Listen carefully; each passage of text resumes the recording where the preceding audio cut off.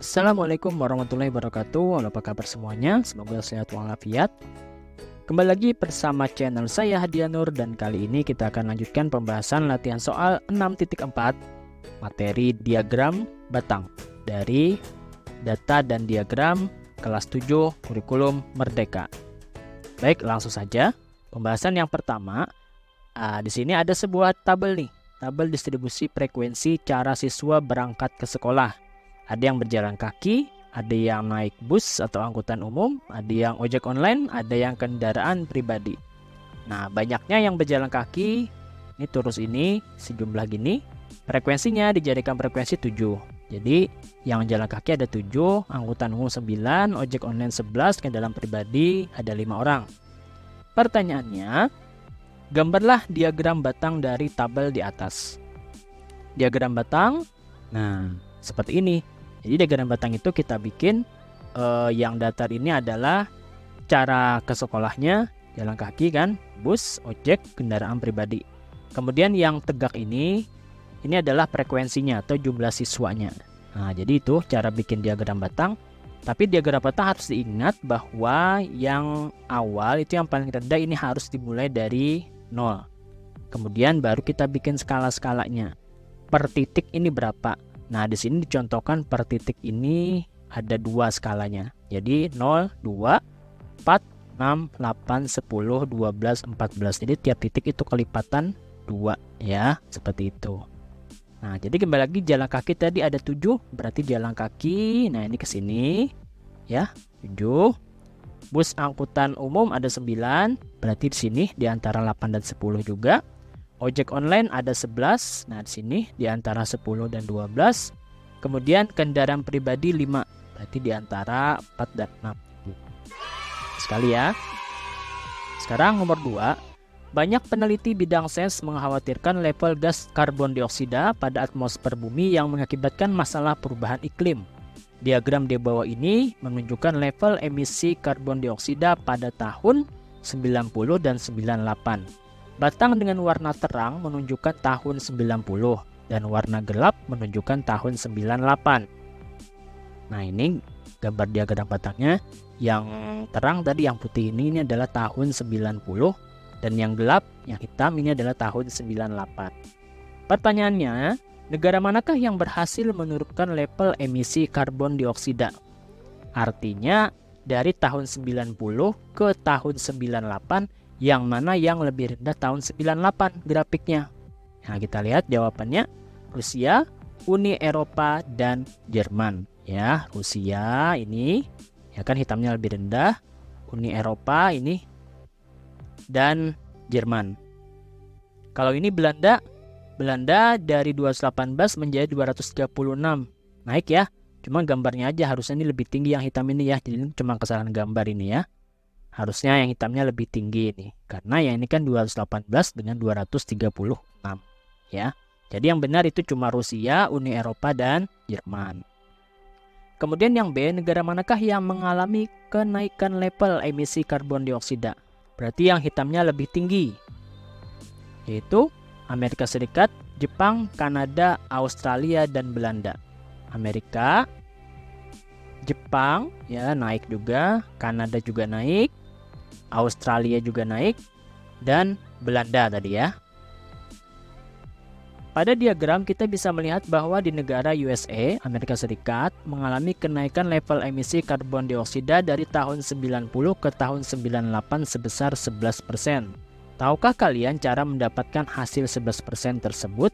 Caranya, level emisi pada tahun 90 kan 6.049 juta ton. Kemudian pada tahun 98 yang hitam ini itu adalah 6727. Jadi caranya melihat kenaikan itu dikurangkan atau dihitung selisihnya. 6727 dikurangi 6049 hasilnya 678 juta ton.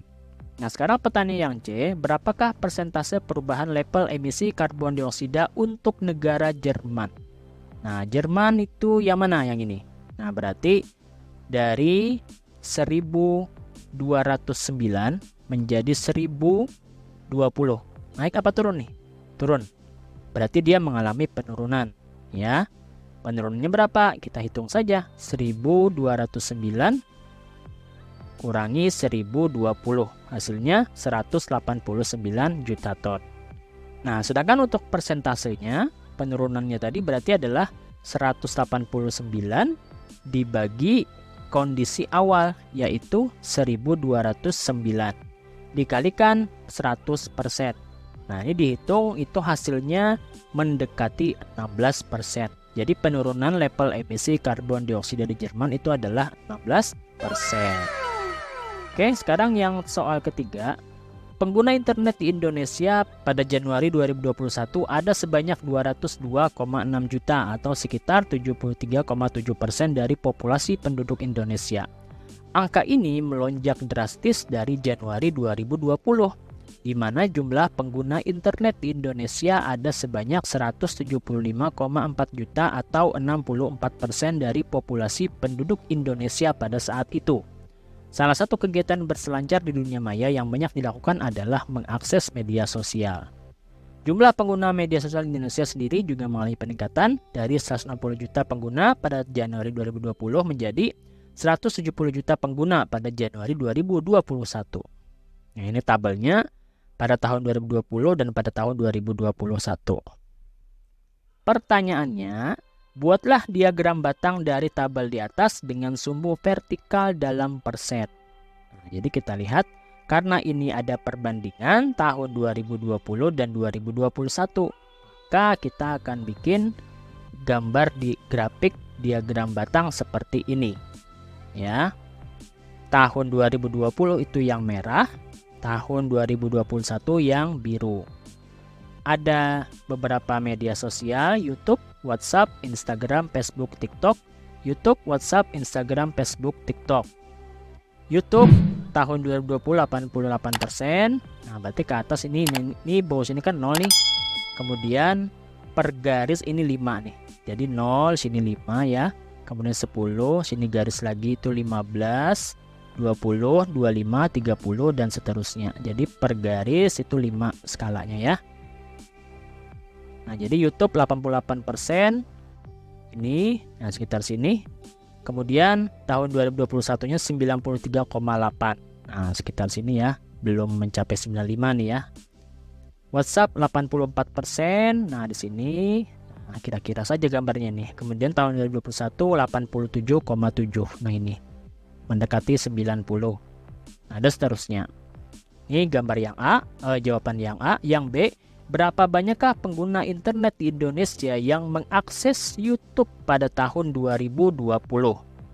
Nah, kita lihat yang B, yang mengakses YouTube pada tahun 2020 berarti yang ini 88% dikalikan jumlah pengguna internet pada tahun 2020 tadi dikatakan, nah ini 160 juta pengguna pada tahun 2020.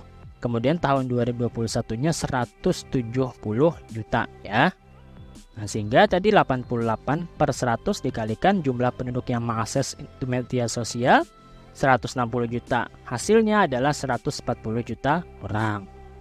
Kemudian yang C, berapakah banyak pengguna internet di Indonesia yang mengakses YouTube pada tahun 2021?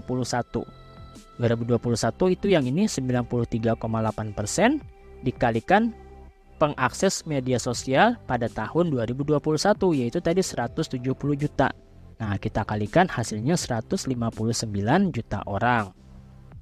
Yang D, berapakah jumlah kenaikan pengguna YouTube dari tahun 2020 ke 2021?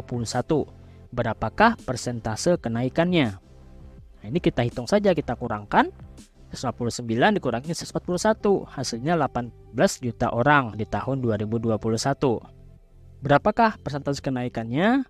Persentase kenaikannya, kenaikan dari 18 juta berarti 18 per banyak pengguna medsos pada tahun awal yaitu 141 juta ya pada tahun 2020 ya kan, di awalnya 2020 kali 100%, hasilnya 12,8%. Nah, ini jawaban yang D. Kemudian yang E, apakah jawaban akan sama jika kalian langsung mengurangi persentase pada tahun 2021 dengan persentase pada tahun 2020? Jelaskan. Nah, kita lihat di sini pada tahun 2020 YouTube ada 88%. kemudian menaik menjadi 93,8. Kalau kita langsung kurangkan, maka akan diperoleh 5,8%. Jawaban ini tidak sama dengan jawaban D yang tadi 12,8. Kenapa? Karena yang ini kita hitung persentase kenaikannya, kalau yang ini langsung dikurangkan dari jumlah persennya. Nah, yang benar yang mana? Yang benar adalah untuk mencari kenaikan persentase pengguna YouTube yang benar itu adalah yang jawaban yang ini. Karena jumlah total pengguna internet itu berbeda antara tahun 2020 dan 2021. Seandainya sama, maka boleh kita menggunakan cara langsung seperti ini ya. Tapi karena ini berbeda, pada tahun 2020 tadi kan 160 juta, sedangkan tahun 2021 170 juta. Jadi tidak bisa kita langsung menggunakan seperti ini ya. Kalau menggunakan seperti ini maka salah jawaban kita nanti. Kita harus menggunakan persentase kenaikan seperti cara yang D. Nah, oke ya. Nah, kemudian soal yang terakhir, ini kita singkat saja, soalnya sangat panjang ini ya literasinya. Jadi langsung saja, ada sebuah tabel jumlah kalori yang terbakar. Ini ada jenis olahraga, kemudian ini jumlah kalori yang terbakar per 30 menit dan per 60 menit. Pertanyaannya, buatlah diagram batang ganda dari informasi pada tabel di atas. Seperti soal nomor 3 tadi, kita bikin diagram batang gandanya. Lari sedang, ya jenis olahraganya lari sedang, jogging ringan, jalan santai, jalan cepat, berenang gaya dada. Kemudian yang merah ini adalah waktu olahraga 30 menit dan yang biru 60 menit. Jadi lari sedang 11 km per jam, kalau yang 30 menit terbakar kalorinya 403. Berarti sini sekitar 400-an lebih sedikit ya. Kemudian kalau 60 menit 805, berarti lebih 800 sedikit. Nah, ini berarti per ininya ada 100 ya skalanya ya. Nah, oke seperti itu ya. Nah, ini kita rasa gampang sekali dipahami ya cara membuatnya seperti soal-soal sebelumnya juga. Nah, baik, sampai situ penjelasan mengenai latihan 6.4. Semoga bisa dimengerti. Jangan lupa like, komen, share, dan subscribe serta nyalakan loncengnya agar tidak ketinggalan video berikutnya. Assalamualaikum warahmatullahi wabarakatuh.